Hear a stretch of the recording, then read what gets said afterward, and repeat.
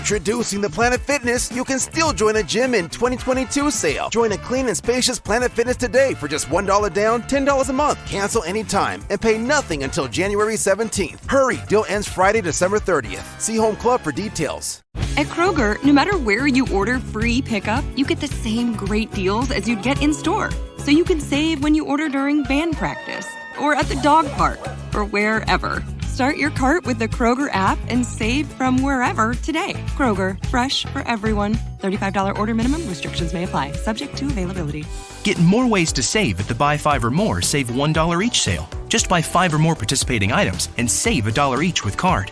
Kroger, fresh for everyone. Hello, and welcome back to Cryptids of the Corn podcast. I am the great and powerful mystery. And I am the isolated, left alone, Jay. Ooh, and together we are once again joined with Oren and Jenny from The Framework. Now, this is going to be a little bit different than their last episode. So it's been a couple weeks since we've heard Oren and Jenny on the first time. And that was a very alien-centric episode. We're going kind of on the other end, but as we talked about in that episode, maybe some stuff connected, the paranormal field. So, Oren, Jenny, say hi. Hey, guys. Hey there. Welcome back to the show. Yep, it's a long time Thanks no see. People have no idea the time travel with podcasting. So, Jenny, you got a lot to talk about this episode. Very excited because it's not stuff. Well, same thing with Oren. It's not stuff we get to talk about a lot. We're very cryptid heavy. So, aliens is one thing we don't get to talk to, and the other, shadow people, ghosts, that kind of stuff. But before we get into that, I want Oren to run through again what the framework is, how to contact, how to follow you guys. Just give me your elevator pitch. No problem. Okay, so my name is Oren Felix. I'm here with Jenny Sutherland. We're from the Framework UFO Research Center. I am currently working on a book that kind of highlights the connections between the UFO phenomenon and cryptids and all sorts of high strangeness, paranormal ghost type activity. So Jenny has experienced a lot of poltergeist, ghost, shadow people type stuff. So she's going to kind of take the lead on this episode because I don't have a whole lot of experience in that regard. But like I said, I think it's all connected. It all feeds into each other. It's all part of the paranormal phenomenon. So you can find us on Instagram. It's at theframeworkufo. And then our email address is theframeworkufo@gmail.com. And we're accepting any submissions, any strangeness people want to share with us. So thanks for having us again, guys. Oh, yeah. We're super excited to have you. And I kind of left this out on the first episode. We met you guys in person. We did. Yeah, at the Southwest Virginia Bigfoot and Friends. Thank you. Yep. Sorry, Mike, I forgot the name. It's been a long day. Mike's the guy that runs the show. Great guy. But yeah, that was cool. And you guys had been listening to us for a little bit before that, right? Yeah. The first time I listened to you guys was your Invisible Beast episode. Sean. Yeah, when I was kind of falling down the Dogman rabbit hole, I ran across that. So. Weird things happen. All right, so we're going to get into this. This is, Jenny, we just talked off air. We have a very extensive list. I do not envy your experiences. I've had my own experiences. Some of the same stuff we're going to talk about. But the extra stuff you have, I do not want. Okay, yes, I don't want it either. Yeah, I don't think you do. But it's just, yeah, you definitely, we're going to talk about, when you get open to these things, how it kind of happens more and more often. I think they exploit that. But I think your first story we're going to start with is the ghost with the haunted plantation. Okay, so I think I was around 6 years old, and my aunt bought this plantation. I believe it was called Oakwood Plantation. But anyway, this was in Georgia. So, but the interesting thing was it had been burned to the ground. The structure was still there, but they bought this place for like $10,000 and preserved it, rebuilt it. So This house always had like just a darkness because, obviously things that happen on a plantation. But there was a ghost that lived in the upstairs dining room. And in these old homes, there would be the pantry, you'd call it, or a place where you stored stuff. It had this huge thing, and I was always scared to go in there. So it was scary. I believe my cousin locked me in there at some point. Oh gosh, I'd have killed him. Yeah. So it was just a very, very scary place. There were obviously shadow people in this dining room. I'm sure there were ghosts, but there was just always, you would always see something. Just that was more of the out of the corner of your eye. You just catch something. Mm-hmm. So with that, it's funny, and we're going to talk. I think we have a lot of similarities we both experienced. We had one spot in our house that we called the game room. I don't know why we called it. It had the GameCube in it. We did not. We'd run through that room. It literally was like a little. I don't know how to explain it. The house we built was really, really weird, but it was like this big fat room in the hallway. Like the hallway went through the middle of it. So we'd run through this room as kids. We never hung out there, never stayed there, hated this room. No idea why. And it sounds a lot like that. It's just this deep fear of one spot for, no real apparent reason. Mm-hmm. Deep fear. Cold. That room was always colder than the rest of the house as well. So, Ugh. I know the exact feeling you're describing. It's actually turning my skin. Yeah, I've got chills. Yeah. So, the haunted plantation. Where do we want to go next? Oh, well, I do want to tell you one more sorry. thing about the plantation. No, I just remembered it. So I was running this by Orrin last night because it's something that happened. But so my aunt, this place was massive. So she was cleaning the yard, and my 2-year-old brother was sitting in the front of the truck. And I was in the truck bed, and all of a sudden the truck just starts going. It starts moving. And it's always been said, well, your little brother just knocked it into gear. And Orrin said, was it a manual? I was like, yes. He's like, you can't knock those into gear. Especially a 2-year-old. Yeah. Right. So, I mean, that's a lot of work to, 1970s clutch as well. Yes. That's not happening. That's not happening. So yeah, that's weird. That's very much an attack. It seems like, Yes. basically pushing a 2-year-old into a moving vehicle by himself is not the. I have very strong opinions on this stuff, if you can't tell, but that's definitely not a friendly thing to do. Not a hi, how are you? Yeah. So what's the next one we're going to move on to? Okay, so I guess what we'll move on to next is this house we moved into when I was 4 years old. I always thought the house was haunted. I had nightmares. I still, into adulthood have nightmares about this home because it was dark. It was scary. My father always worked third shift. So I had I think I only had the one younger brother at the time, but my mom hated it because she was scared and he was gone from 9 o'clock at night to 6 in the morning. So, yet again, her being left alone. And my 2-year-old brother, we had a ghost, and his name was David. He was benevolent. He never hurt anybody. But they named my 2-year-old brother named him David. So I don't know if David came. I don't know. I'm not going to speculate. David lived with us for quite some time. And it just scary stuff. And also my mom being left alone, I think, has a lot to do with that. But as an adult, and I think it's about the same time, she told me that a centaur came to her bedroom, and we're like, oh, Mom, you're just crazy. And now I'm kind of like, I think I believe you. Yeah. So that's so weird, but literally, are you going to say the go same on, thing go I on. was going to say? Go on. We have a friend, and I won't mention who, had a dog man kind of appear and disappear inside of his house. And that kind of seems the same thing, this freaky half man, half animal thing just shows up. I don't think I'd be too happy.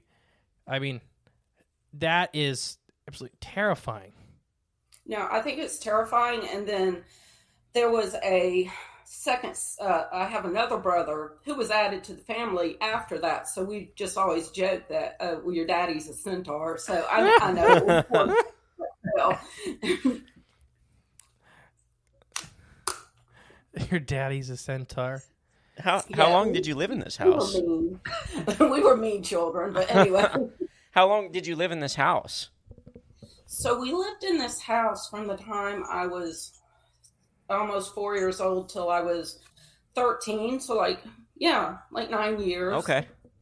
Well, that's quite a long time to be experiencing stuff like this going on. Yeah, it was, and it just was a very, very scary house. And then when we moved into the next house, this all it just went away. Nothing ever happened. Did your dad always work third shift while you were living in that house? He did. The entire. And it's funny you brought that up because when we moved to the other house, he started working like normal during the day. He quit working at night. So. So coincidence or something else? Yeah. Exactly. Right. Yeah. Because I was just gonna ask that question about like just females being alone. I don't know if they're more sensitive or they're more easily to be affected by this stuff, maybe, and whether it's just their emotions are easier to be, not toyed with, but played with, messed with around because manipulated. Yeah. Perhaps. See, and we'll bring it up, I'm sure, again later. The left alone thing's a big deal because all of our ghostly things that we experienced was individually 99% of the time. And so it's a thing where I think they take advantage of you not having the confirmation of somebody else experiencing the same thing because it makes it that much more freaky. Because now if you go run and tell somebody you experienced this, you're crazy. But if two of you or more experience it at the same time, then, you have that confirmation, and it's less, I think they do it as an extra bonus to really screw with you. They only show themselves when they're, you're alone, or they only do these, like, our big one was the footsteps in the, the floor above us don't only happen when there was only one person in the house, every time. And I think that was specifically happening, so it's like, well, 100% nobody's upstairs. 100% nobody's upstairs, so it's extra to freak you out, and now you can't tell anybody because nobody's going to believe you. Right. What if, too, I have a theory. What if, like, it's just entering the mind of the individual? You're not actually seeing or experiencing these things physically in reality, but it's all internal. It's all in your mind. So if two people are there, it can't be in both your minds at once, so you both can experience these things. Just a thought. I don't know. Yes.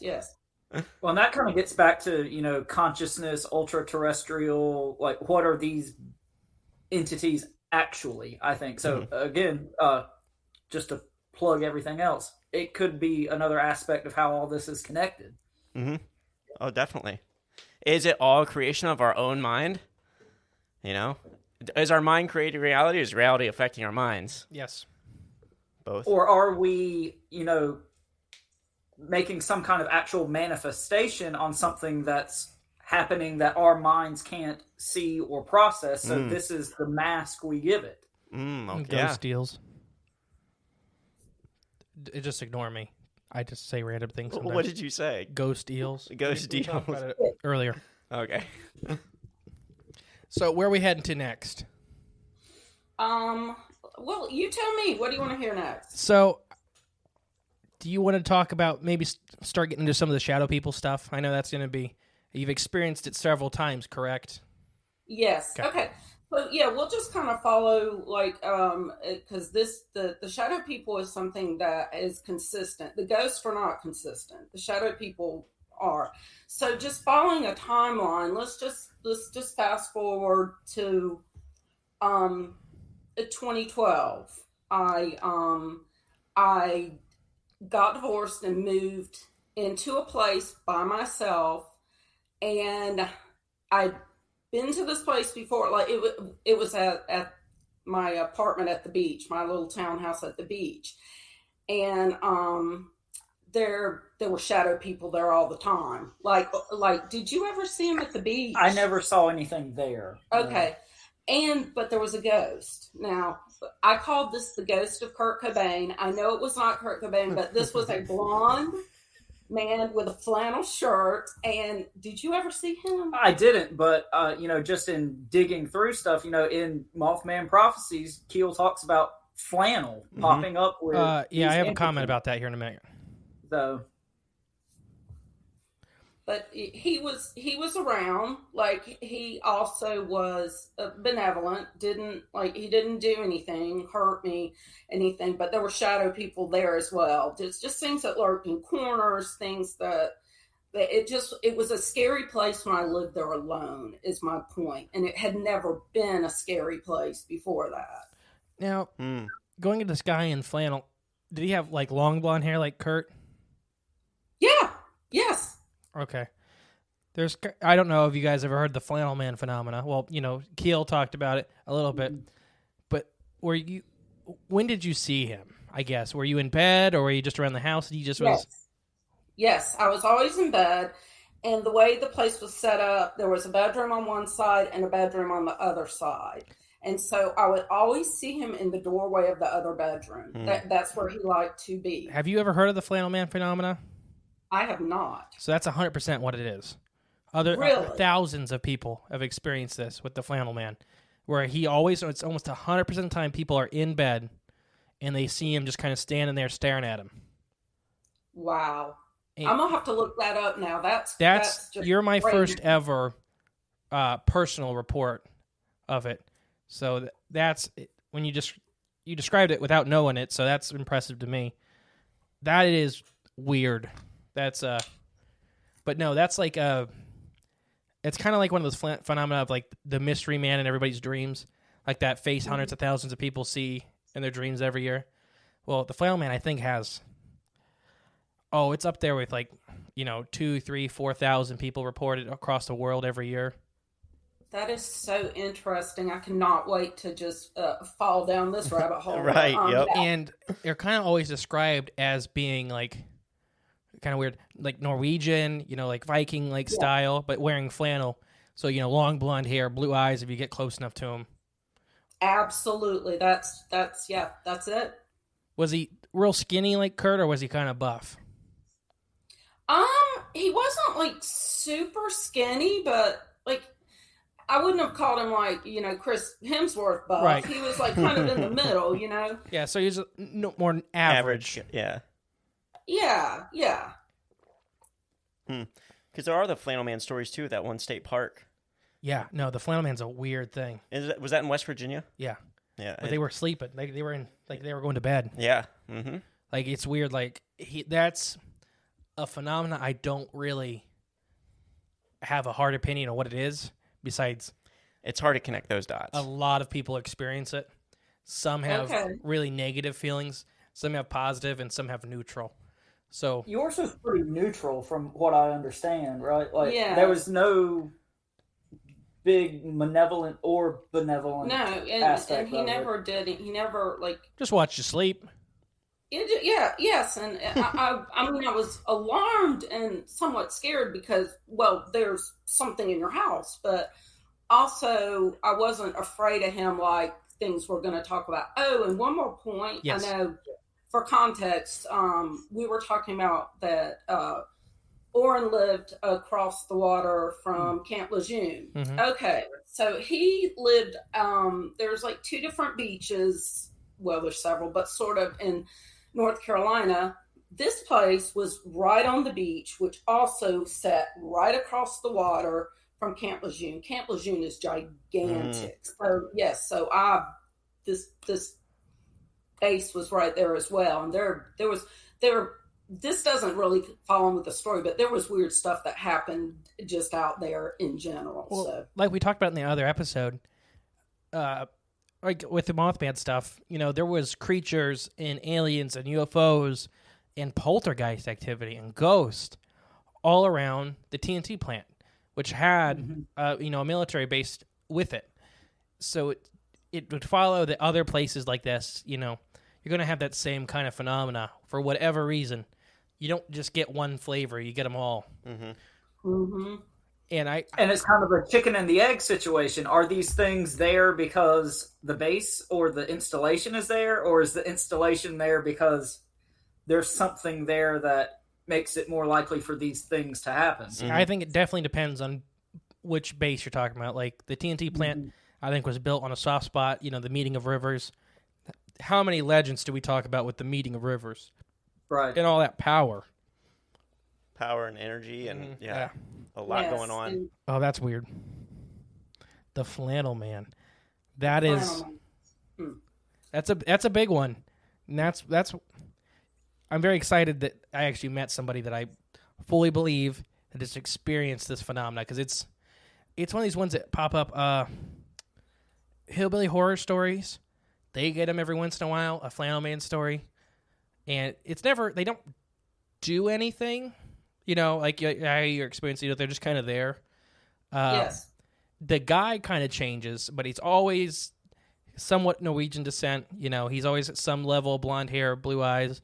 Sometimes he has an eye patch. Sometimes he doesn't. So it's definitely weird.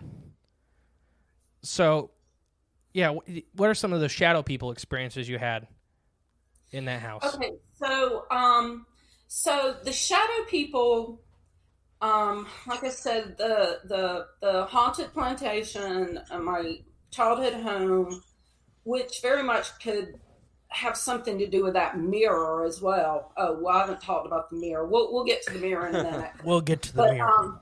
We'll get to the mirror. So, also when I moved to this apartment, and I don't mind saying where it was. It was an apartment on Lake Lynn where there was a murder. This place got all the activity. Now, this place, it was this apartment complex was built on a man-made lake, and in my research, it seems like for some reason these benevolent entities don't like man-made bodies of water. They don't like digging. That gets back to kind of Skinwalker Ranch type stuff as well. But I think this was just like a perfect storm of a situation. Negative energy poured into this place. It was a liminal, weird spot. Introducing the Planet Fitness, you can still join a gym in 2022 sale. Join a clean and spacious Planet Fitness today for just $1 down, $10 a month. Cancel anytime and pay nothing until January 17th. Hurry, deal ends Friday, December 30th. See Home Club for details. It was an isolated woman. So. And had just moved. Like this started, I had just moved. This went on for 6 years. But the shadow people were the worst in that place. They were just, and didn't you saw this? I saw one. Oh, you actually saw one. I did, yeah.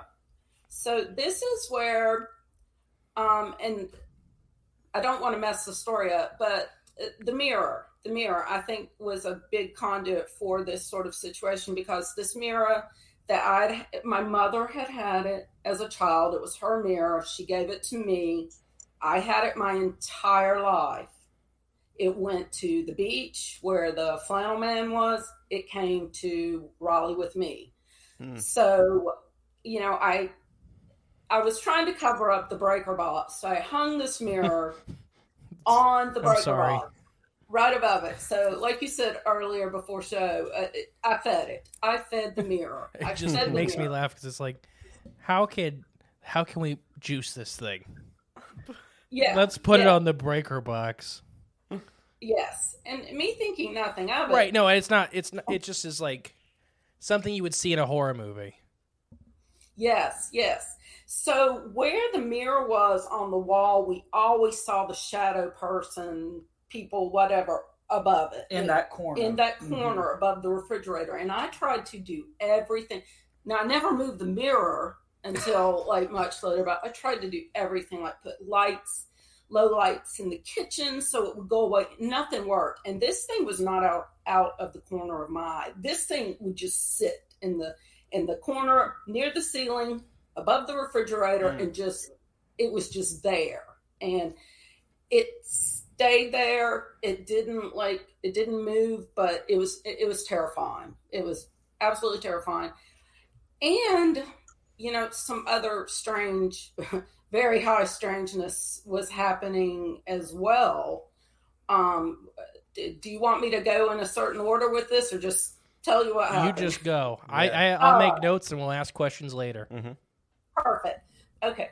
So I also, what I'm going to call, and if I call it the wrong thing, what I'm going to call poltergeist sort of activity, I would wake up, and the only word I can use for it, I would hear Morse code, like dee-dee-dee, and I was fully awake. It wasn't sleep paralysis because I could move, and I would just lay there and hear this, and this happened all the time too, and I was like, well, I guess I need to learn to decode this. But the only way I could make all of these things stop was to turn the lights on, turn the TV on. So I didn't turn the TV on. I started sleeping with the TV on because it was the only way to keep it at bay.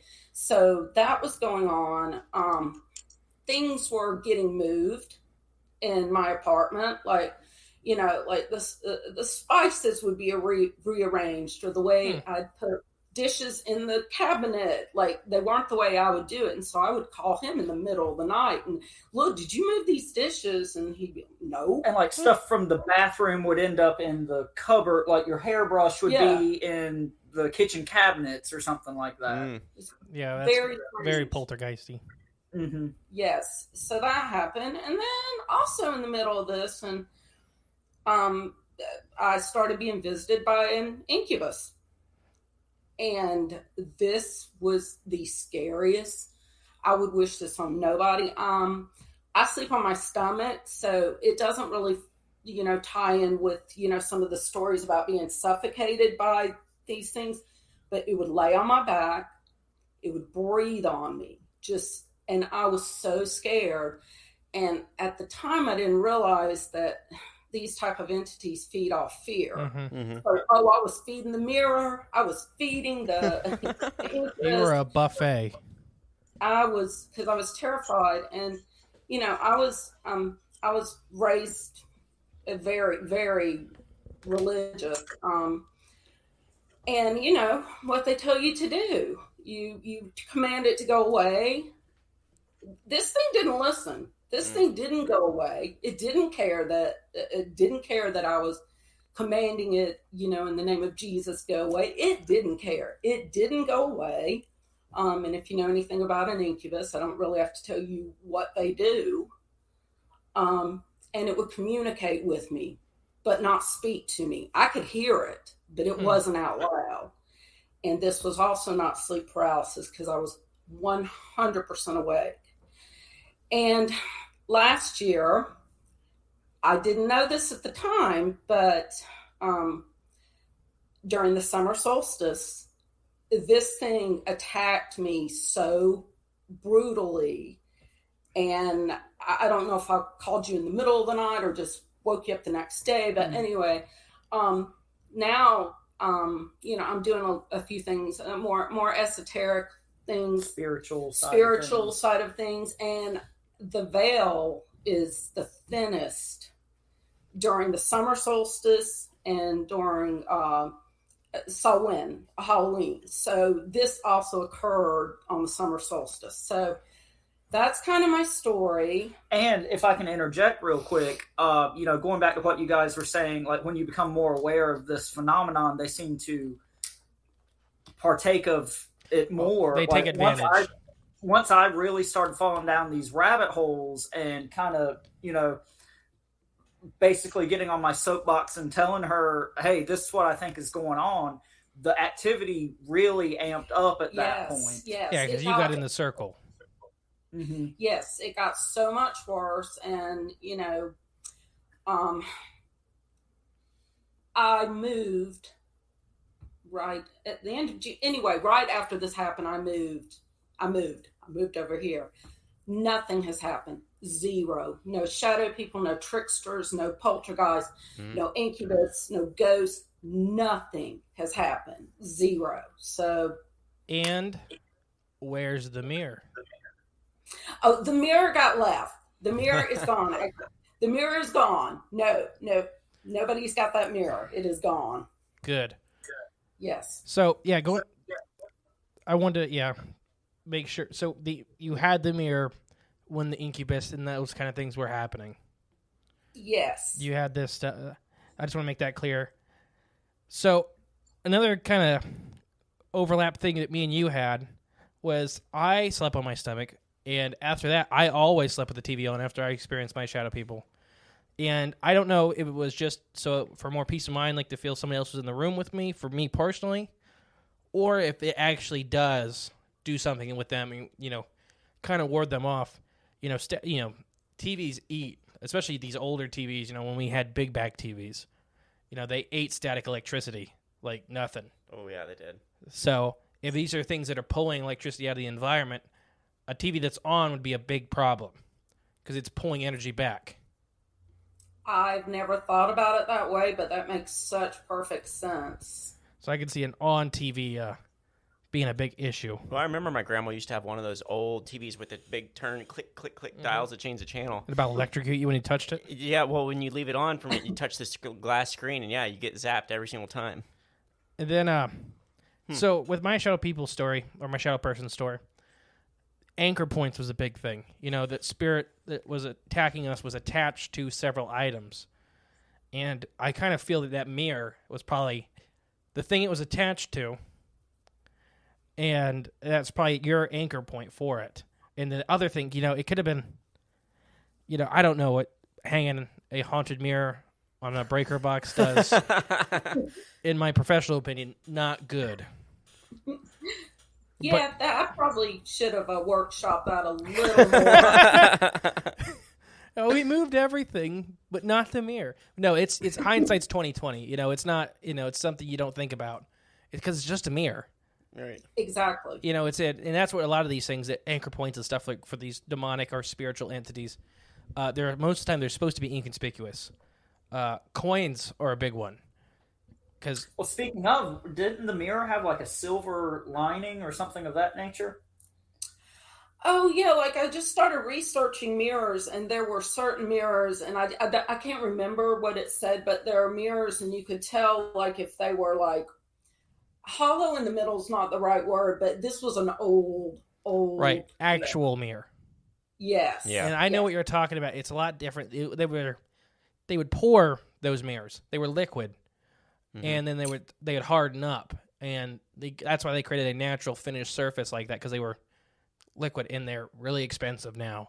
I mean, we have basically like more plasticky glass now that we use for mirrors, but that old stuff was basically like, I can't remember how they made it. It was super expensive. It may have had silver in it. They called it something like melted pearls or something. It wasn't pearls, but it looked like literally you melted down a pearl, if you could do such a thing. No, that's and you just said silver, and you just said coins. Yeah, so that could be definitely, you know, the coins. It's always it does. Now I'm thinking about all the anchor points I've ever heard about. They almost always involve metal. Yeah. Well, the knife I had, the coins, and coins are a really big one across the board. A mirror I could definitely see, because mirrors freak out a lot. Mirrors freak out a lot of people. I don't know. I'm glad you don't have the mirror anymore. Right. Yeah, me too. I'm trying to think if we've missed anything, but we'll go back. Your brother named a spirit? Yes. My brother named a spirit, and I don't know why he named it David. I have no idea. But yeah, he a 2-year-old. He named the spirit, so it became his name. And I said maybe David told him his name was. Maybe her brother didn't name David. Maybe this thing told him that's what his name was. I don't like it. But I think too, like kids, especially before a certain age, are more sensitive to this stuff. They can see things, you know, maybe see or sense things that we can't see as you get older. They're more sensitive to it, and their brains are more accepting, you know, to these things being real because they don't know any better, you know? Yes, I agree with you 100% on that. So going back, we're going to go into some family history if you're still okay with that. Sure. Your father, if I have it written down correctly, he passed of cancer. Correct. What time frame was that for the stories or the experiences?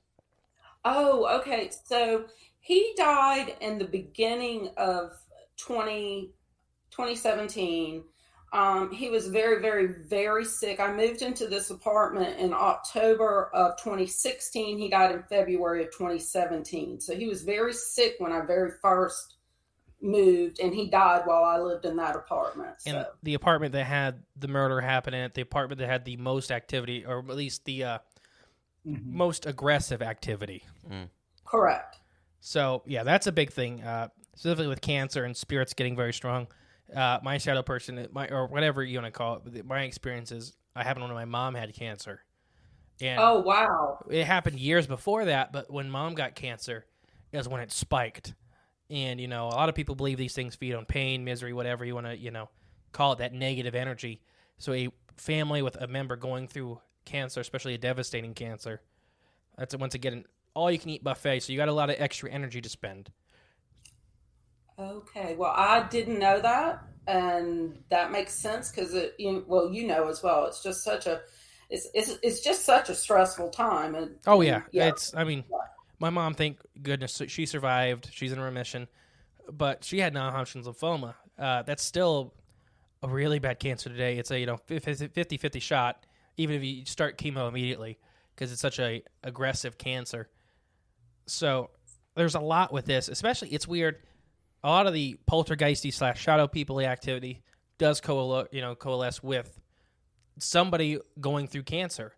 And most of the time it's not directly the person going through cancer, because they're already, why waste energy on making somebody suffer more when they are suffering plentiful? You use that extra energy to affect their family. And if I can throw something in real quick, on the previous episode when we were chatting about kind of my childhood situation and experience, so that house, that property, my mother died of cancer earlier this year, and her, last months were not good. So that all happened before. I told y'all about my sister experiencing kind of shadow, or I'd say more poltergeist type stuff at that point. But just kind of piggybacking off that, I had a very similar experience happen. That's cancer's a big one. I mean, I was just gonna say it's a lot of right. trauma. It's hurt, like it's sad, it's hurtful, it's a lot of high emotion, and it normally involved. Affects multiple people. Your dad's cancer affected all of you. I'm sure my mom's cancer affected all of us dramatically. Your mom's cancer. It's just it affects everybody, not just the person going through it with like some other diseases. So for these type of entities, which I do believe most of these feed off of us in some way, shape, or form. That's a buffet. It's everybody's miserable. Now the house is haunted and you see shadow people walking by and your mom or dad's going through cancer. That's nobody's happy. Everybody's miserable. It's food source. Yes, and it also coincided with the time that I just moved. I just started a new job. There was a lot of liminality going on. Yes, a lot of change and probably anxiety, uneasiness. Yes, yes. I do have another question.